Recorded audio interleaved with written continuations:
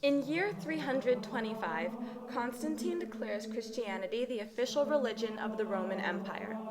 Enter the Middle Ages, beginning with invasions of the Huns and Germanic tribes, and, by 800, Viking raids. These events allowed the Catholic Church to become the most powerful entity in Europe. In addition, with a fear of the plague, people prepared for the afterlife and turned to the church. Everything centered around the church. Medieval music reflects this. It is religious and sung in Latin instead of vernacular languages. Similar to the lack of individuality, the songs are monophonic. Everyone sings the same notes at the same time. The songs are also melismatic. One syllable is sung over many notes. By 1400, much of Europe was under Mongol control. The Mongols stimulated the European economy by creating overland trade routes. This new wealth laid foundation for the Renaissance. Humanism celebrated the individual, and artistic and intellectual activity effloresced. While Christianity was still important, there was also an interest in the Greco-Roman world and in everyday secular life. These ideas are clear in Renaissance music.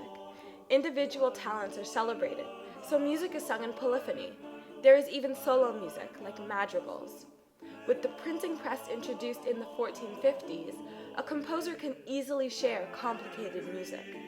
A parallel to Martin Luther's works, lyrics are now written in vernacular languages.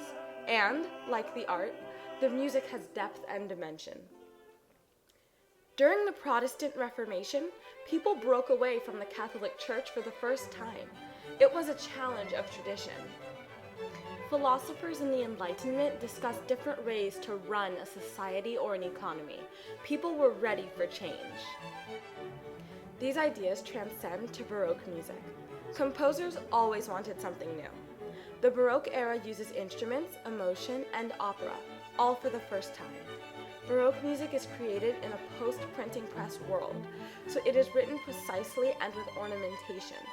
Influenced by the growth in education, the math of the music becomes important.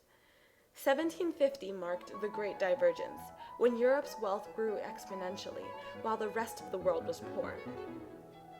This wealth was gained from the Americas, though this would come to an end by 1826. The classical era is born from Europe's booming wealth. The piano is invented, which can play legato and play dynamics. Europe's wealth also leads to the popularization of concert halls, so symphonies and string quartets become popular. Sonatas are also a significant product of classical era music. During the Industrial Revolution, a new source of energy, coal, was discovered. Most people worked in factories. It was lucrative, but it was not healthy for the individual, as Karl Marx pointed out. People were detached from the natural world. Hungry for human feeling, artists began to paint impressionist art, which looked less like a photo and more like a dream.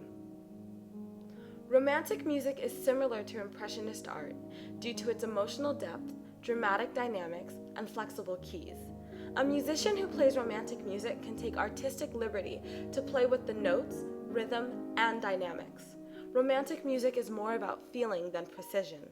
The 20th century is characterized by world wars, the Cold War, civil rights movements, and the information age. Everything is new and changing, with creativity, change, and progress on the mind. 20th century music breaks traditional rules. Everything goes. Music can now be shared via radio, record, and eventually CD, so it is no longer only for wealthy people. Different genres begin to form, like jazz, rock, and rhythm and blues. As style diversifies and as we lose a need to follow traditional rules, music becomes harder to define.